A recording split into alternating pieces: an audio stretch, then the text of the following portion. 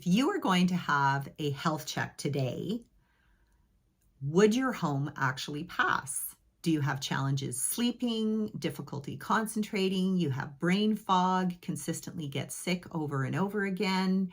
Are you having challenges with relationships in your business? So whatever's going on in your house, we're going to talk about the top tips that we're going to look for to actually diagnose what's going on, and then jump right in so that we can create a healthy home for you to feel nurtured, inspired, and create success in your life. If you haven't subscribed yet, please do. You know where the notification button is and the bell. And if you'd like, press the like button. If you haven't heard this before, yay. If you've heard it before, I'm going to repeat myself. Decluttering. There's so much value to decluttering. Items hold an energy in your space. So if you have something from a previous relationship, a previous marriage, a previous job, that will permeate into all areas of your home. And if it was a positive experience, great, keep it. If it was something that didn't end so well, it was a negative, it left a bad taste in your mouth, then it's time to let those items go. So decluttering is key. Also, old items that you just seem to store will hold dust particles will carry and just continuously go through your internal house system, which isn't great for your lungs. You can also find that items hold mold, especially those of you that live in a tropical climate.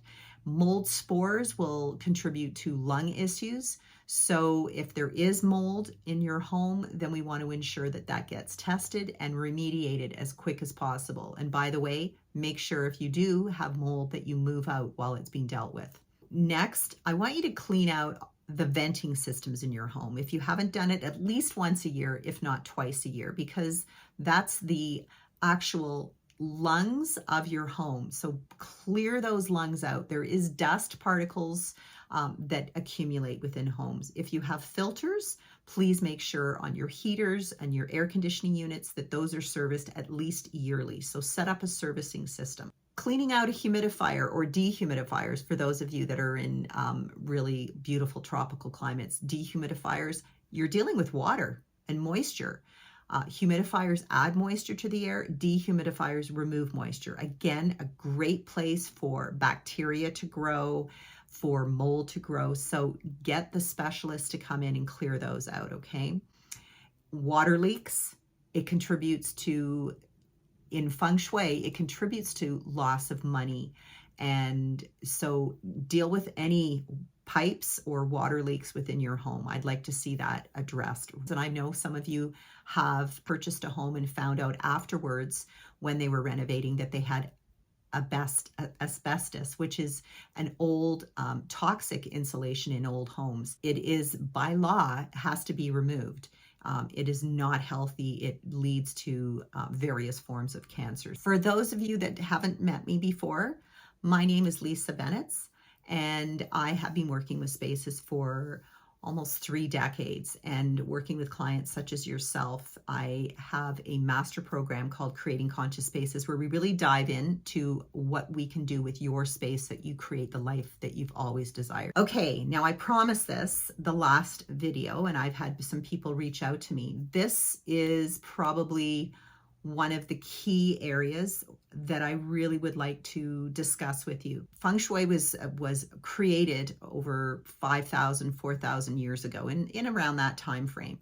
And basically, Feng Shui masters or geomancers who actually work with the energy of the earth, before there was all these cities, we had to go in and check out what was going on with the earth within an area that they wanted to set up a village or a town. Where were they going to go grow crops? What was going to be the most protective environment for the people to be nurtured? Where was the water going to come from? So it was all about shelter, food, water, and feeling safe and healthy for the inhabitants in that particular area. And you'll notice even in nomad communities, that was something that they would do. They would move around based on seasons, and it's still done in certain cultures today. But here we are today, 4 to 5,000 years later, and we have something called electromagnetic frequencies. These are unseen frequencies that if you had a gas meter, which is a special meter that can actually measure how much electromagnetic frequencies are within your home or within the land or the area that you're moving to. It's all around us. We are surrounded with electromagnetic frequencies. And there's the natural frequencies that are within Mother Earth. So geopathic zones, or geo meaning ground, and pathic means harmful. It means that what's going on in the ground has become electrified. Any deep groundwater can be electrified by overhead power lines, etc. When you go and purchase a home, most realtors, most people out there know nothing about doing the research on what's gone on in the land prior. Lots of developers, it's all about maximizing the space for money, right? How many houses can you put in a particular area?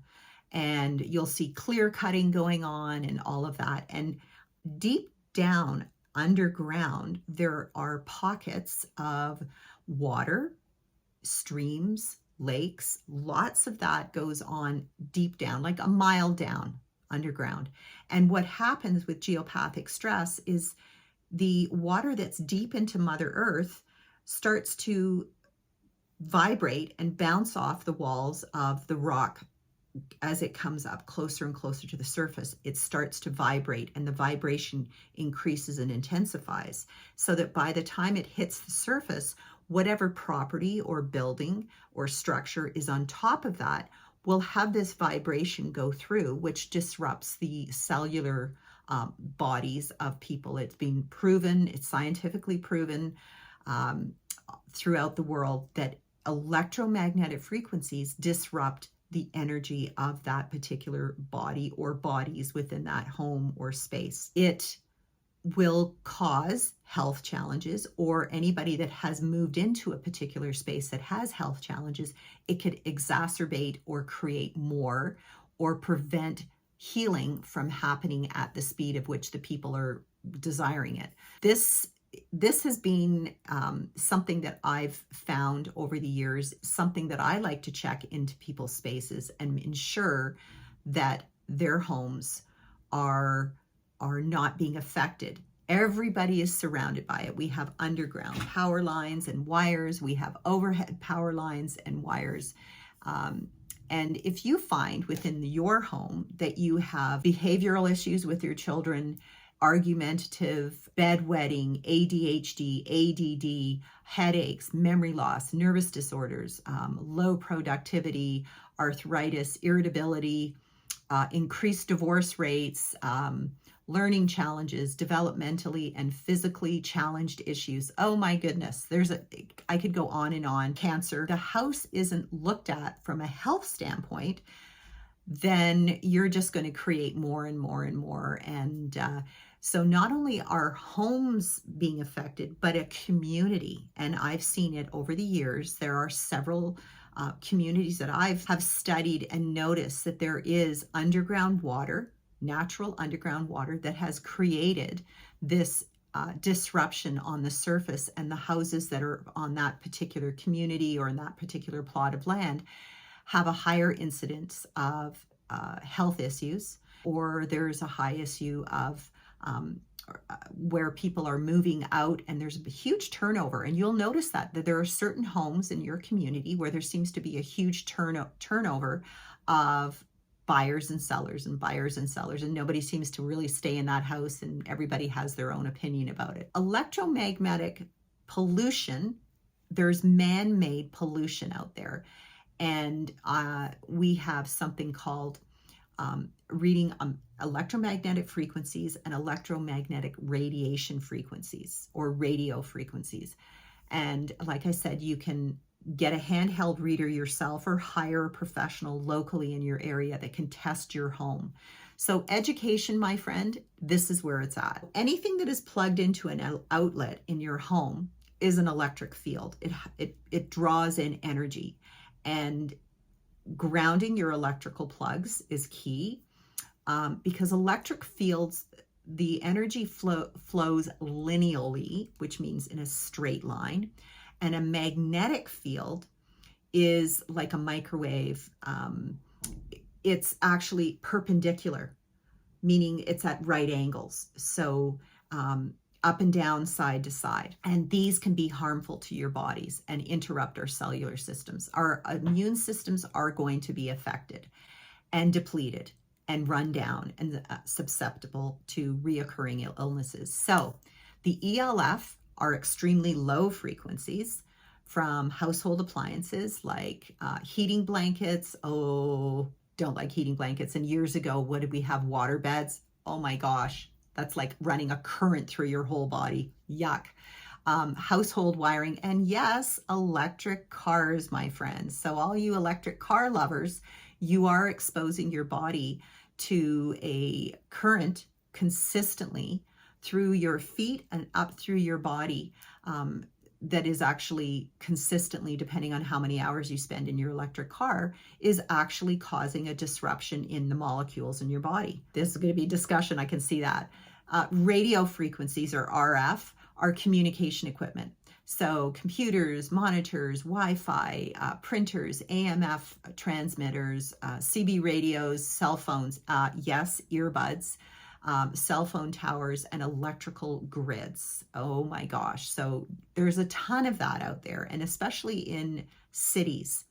Microwave frequencies are cell phones, and you'll notice that some of them cross over. Cell phones, microwave ovens, smoke detectors, MRIs, and ultrasound. Even airport, when you're getting scanned. And then there you've got the infrared radiation, which is alarm systems, doorbells, security systems, motion detectors. Now, this is something that for any of you that are parents or have grandbabies or babies, there is the baby monitor and the baby cameras. And this is a big thing for this particular time, that parents really want to be connected, and they're excited because they have this lovely little box that has a camera, and they can watch their dogs. They can, when they leave their house, they can have the baby cam in their bedroom, where they're facing the crib. But the challenge is these little babies are getting a low frequency of radiation. Whether it's high or low, it's still radiation. And it's an RF radiation. There's electric fields, magnetic fields, and radio frequency radiation. So all three are actually being directed at the baby. Now, if you notice, when you put your baby down and when you go to pick your baby up, chances are their body is moving away not only from that energy, but they're also moving away from whatever they're sensing that's deep down, the geopathic stress from the earth that's coming up and vibrating up through the home.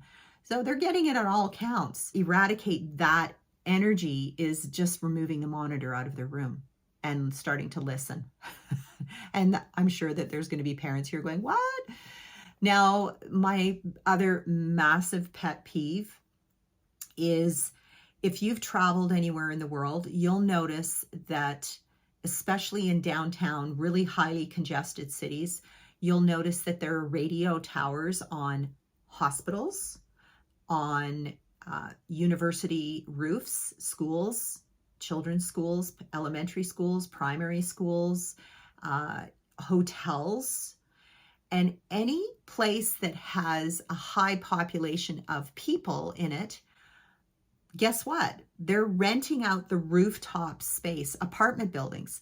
They're renting off the rooftop space, and all these radio frequency towers are coming in. Well, what's going on is it's coming in now from the top. So you're not only getting energy from the bottom of the ground and any underground wires that are being, wired through the community, but you're also getting it through the top of your head, coming down through your body. You're probably going, oh my God, where do I live? What's safe? What's healthy? There have been so many studies done over the years. There are companies cropping up all over the world that have lots of products, and definitely do your research on what's going to work for you in your environment. And for myself, I've created my DIY, Lisa's DIY, and it's not glamorous, but it works. And if you have one of the meters, then you can check beforehand and after. But having said that, I mean, this is something I developed years ago before all these companies came up. But I literally ran copper wire along the exterior of the wall. So this is grounding wire. You'll see that it's twisted, and the grounding wire here. What you're going to do is, copper is a natural attractor, and it's also from the earth. So you're going to find that the natural elements of copper will attract electricity. So what happens, let's say you have a wall here, okay, and you run the copper wire along the wall. So if there's electromagnetic frequencies coming from the outside that hit the wire, it's going to all of a sudden, instead of going directly into where the person might be sleeping, the wire is now going to redirect it away from the person on the other side of the wall. Yay, fabulous. So now you run this along the interior wall, along the baseboards, nothing glamorous. You're going to attach this, and you use electrical tape, and you're going to attach it to a grounding wire and it goes directly outside with the grounding wire. This is an external, it won't based on the elements and everything, it won't rust. And it goes down directly to the ground outside your bedroom window, and you put a grounding, like a nail or any kind of grounding rod, and you just twist this around. I know, nothing gorgeous, nothing glamorous, but for any of you DIYers that don't want to spend the hundreds or thousands of dollars for some of the products that are out there, this is a really simple solution. Another way you can do this is actually attaching this to a grounding plug within the interior of your home, especially for those of you that are living in an apartment building and you're probably wondering, how am I going to do this? Where do your bodies go to rest? They go to your bedroom. Where do you spend your most amount of time? Is it in your office? Well, so I run a copper wire along the baseboard behind me in the office. I also have a couple of products that I've used over the years. Unfortunately, the company is not around anymore, but they immediately reduce the amount of electromagnetic frequencies and allow my body to be protected. And for any of you that are at a computer, wearing any glass with a blue light protector also helps with the tiredness, the headaches, the brain drain, so that you can actually be in front of your computer and not feel exhausted. So these are the items I'm going to suggest for you to remove. So in your bedroom, any of you that have a clock radio, please remove it. If you have an electric blanket, please remove it. If you have a heat pad that's plugged in, it's directly going towards your body. If you have a television in your bedroom, I know. Do you know that even if you turn off your television that's directly across from you in your bedroom, that frequency still is emitted towards your body for 17 hours?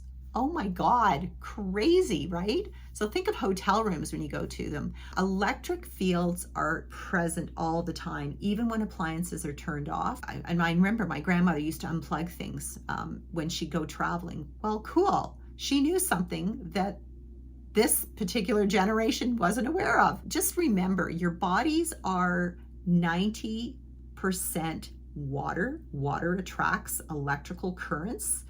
So we want to ensure that our spaces are safe for us. So don't circle your body with electronic devices, meaning if you're setting up your home office, and I've talked about this before, you set up your home office, don't place all your electronic devices around you in a circle, because basically you're just cooking all your cells and disrupting all the cells in your body by being encircled. Instead, put the devices either in a closet, which I have. I store my printer, my shredder, my scanner, all in a closet away from me. And when they're not in use, then they get turned off so that they're not consistently emitting the higher level of frequency, even though they still have one as being plugged in. Unless you unplug everything, like my grandmother did, then you're still going to have that energy. Live plants, healthy plants. There are so many plants out there, and I'm going to list the plants that I've used over the years with clients that actually detoxify and clear the energy in the air and help and assist your bodies for healing. Plants that I've loved are peace lilies, the palm yucca, arum, ficus lyrata, rubber tree, bamboo, snake plant, dieffenbachia, pothos, jade plant, which has round leaves and it looks like coins. And in feng shui, a lot of times they really love to use, masters love to use the jade plant because it reminds people of coins and money. Bamboo, it's long lasting, it's energetically, it grows up, it's strong, and it has a really strong energy, and you can't kill bamboo. It's better to not have clock radios and baby monitors. Those are plugged in. Use the old-fashioned, basically alarm clock, battery operated. And if you have a cell phone, which most people do today, plug it in around the corner if your bathroom's around the corner so that it's not again at your head or right next to you. You want to ensure that you're decreasing the exposure to electromagnetic frequencies as much as possible. Check what's on the other side of the wall of your home. So if you're in an apartment, you'll get to know your neighbors. Is that a bathroom on the other side? Is it an office? Is it a television? Notice what's on the other side of the wall so that you can actually create the barrier with copper wire that actually will prevent the electromagnetic frequencies coming towards you. If you're driving or in your kitchen talking on a cell phone, put the phone as far away from you as possible and put it on speaker as opposed to having it directly close to your head.